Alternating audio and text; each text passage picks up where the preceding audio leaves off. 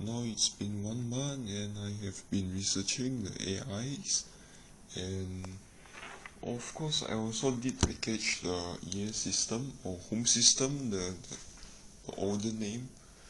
And for this time I did not release it to the public, I think. Yeah, because this is like I'm making it like a bi-monthly release at the ES system there. So, and in this month, let me just do a summary. So generally, I did research the AI in the field of the image processing. So the first thing that will come to most people mind is just the general concept of the unsupervised learning and the supervised learning, right? So of course I also know that, and of course then I just thought of, okay, sure, then why not I just start that project, just to practice, create, like maybe just create a prototype for like the supervised learning that just train an AI, just try and just use whatever I have learned lah, and the result is actually not really that good. I gave it like 1,000 iteration with my own data set of like fingers, So what do I mean by fingers? It's your hand, you have 5 fingers, okay.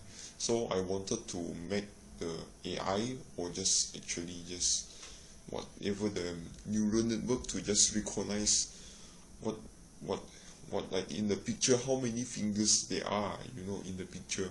That's like this the situation.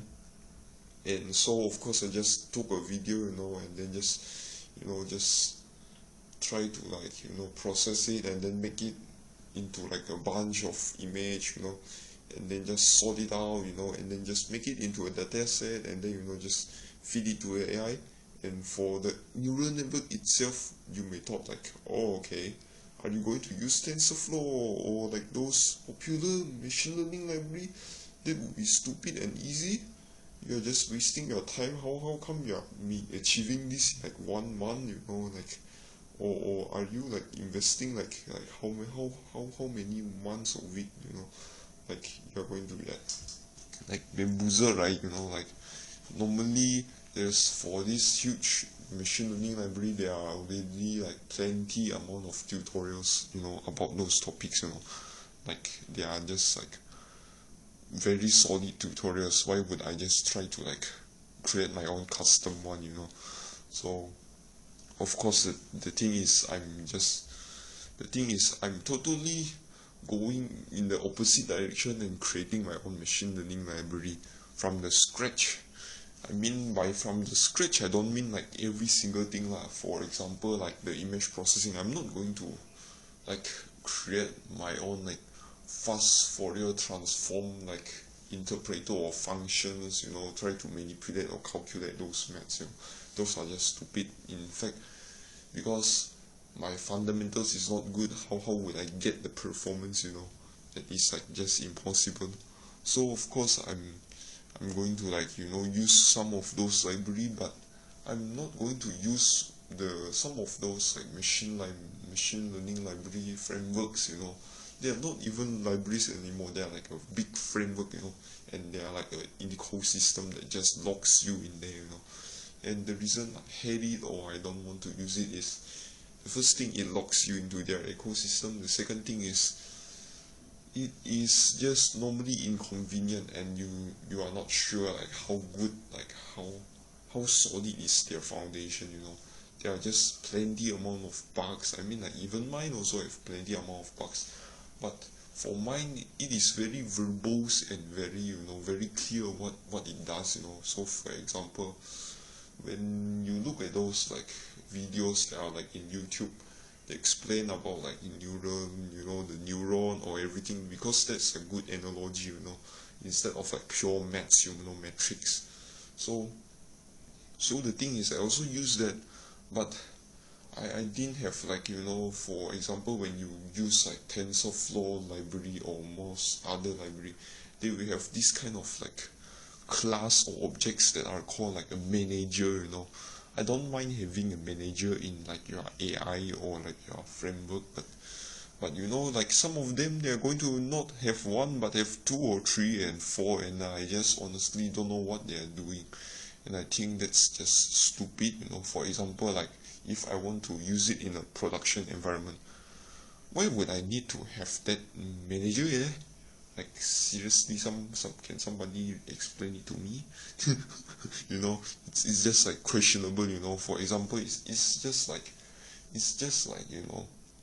when you are in a very very busy environment and there's just like few manager walking around here and there and then just trying to make things worse maybe, or maybe just better, and it's just like an uncertain property side. So I think that's stupid, and there are just many design flaws like in the architecture. It's not really a absolute flaw, but there are just many flaws that I think I could improve on that.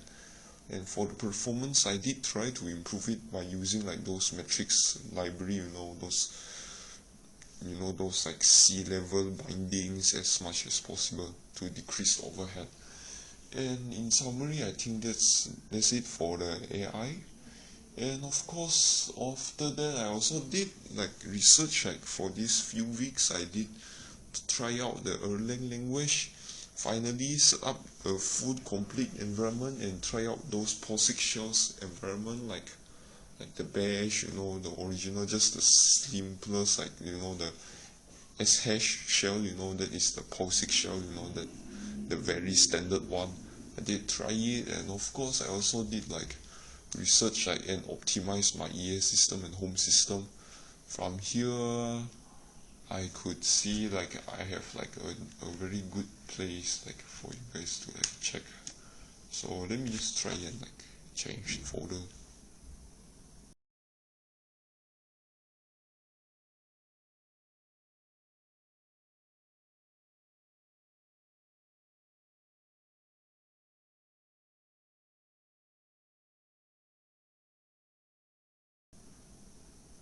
So yeah, as you can see, like this is like practically what I have done. Like this you can see like is the development folder, and as you can see, I did optimize the timer. I think it's like success, and also notice have like lower memory required. I did optimize it, and just like in for how I optimize it, I'm using like the Java concurrent library, and I just simply like take all of those timers, because like the original implementation is just like for each timer I create one thread for it, and I thought like this like very stupid. In fact, like it's one of the most stupid thing one could do, other than unless your environment or your like a language, like the programming language, the thread itself is like very cheap, or like just in short, not expensive. By cheap I mean like fast and like no huge memory overhead, those stuff. Not going to have like much problem. As least problem as possible lah. Like, or in other words, side effect. So of course in Java there's like still, it's quite cheap compared to like probably like some of other language. I think probably some other language, it's comparably cheaper than some of those language, but still it's just quite bad. So I thought like why not just use the original Java, like I mean like the Java standard library, that concurrent library module, just use it and just make it into like a scheduler or something, just make it into a queue or something, and it is quite okay. And of course the second one, let's see, so it's the security optimize. So optimize the security. I think if I'm not wrong, just two, so there's like, originally the implementation is just like by the king, it's like it's it's a boolean, okay, it's just simply a boolean, don't worry about it.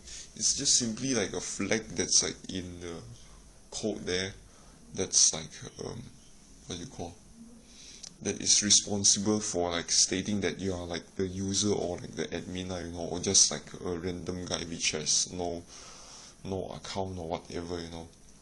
So originally I have one only, and another one is like for backup, and now I made it to like three, and make it like kinda just can like make it like cross verifiable, you know, just make it like synchronized and kinda make sure it is like just much more solid. But I don't think it's like the best design ever. I think like maybe like somebody that is smarter would probably just easily break this also, which is quite funny. But anyway, I think it is just also a good improvement there. And yeah, of course, I also did like move the whole code base, like try to compile it with like the Java 15, because Java 15 is out, and I'm like originally I'm also like kind of waiting for it, you know, because like originally they planned for, and the proposal there, if I'm not wrong, they planned for like creating like a kind of buffer that are like easily like extensible to like supportable, you know, like by C. So in short, like in Java they plan to make it like very easy or have like very low side effects for using C lah. But in the end, I don't think like they finished that proposal and finish it into the release, but whatever. So I test it, and I think that's also like a good improvement. And the next one is unblock the IO. So yeah, so originally, right, what do I mean by unblock IO? Originally the home system is also already multi-threaded one, but the setting is right. The setting is when I am entering like a command or something, right? So for example, like I type in like login something something, and then if we execute this, so the original implementation is if you execute this in like in a separate thread. But the thing is, my graphics are kinda bound to it, because while I'm processing this request, for example, like blah blah blah, okay, this request, and then I enter, it will process that request, right? But the thing is, I also have another code waiting for that feedback, and that code is just the and just at the right time, you know, at the right thread that is like, no, let me rephrase that. Okay, so the request is from say A thread, okay, and the another thread that is waiting the feedback that is called like let's say B thread, okay, so there's like A and B thread, right? So A is processing the request like blah blah blah, this long string, and then the B is waiting for the response from the A. So it is in short block, right? The B is blocked because B is waiting A, right? And yeah, it is quite stupid that I didn't notice it up until like I run, like at the time I test my AI, because I use my home system to train my AI as a plugin. So, or this ES system, I mean, yeah. So the funny thing is, right, when I run the AI, and I try to like, you know, use the UI and move the cursor or something, you know, try to like enter another command or like do something while it is running in the background, but just don't, it is not responding. So so then I notice like, oh okay, wow, why is it not responding? I already make it multi-threaded. Then I thought, and I checked the code base, then I noticed like, oh okay, the graphics rendering thread is actually like waiting for the feedback from like the A thread, you know, say the A thread, yeah, that is like the thread for executing this like these commands, you know, like, yeah. So I fixed that. And the second thing is very low memory with low background. I don't I think that is just like a proto testing feature that I originally want to implement, but in the end, yeah, I just take some of it and implement it, some of those only, because some of those are just like totally stupid and inconsistent.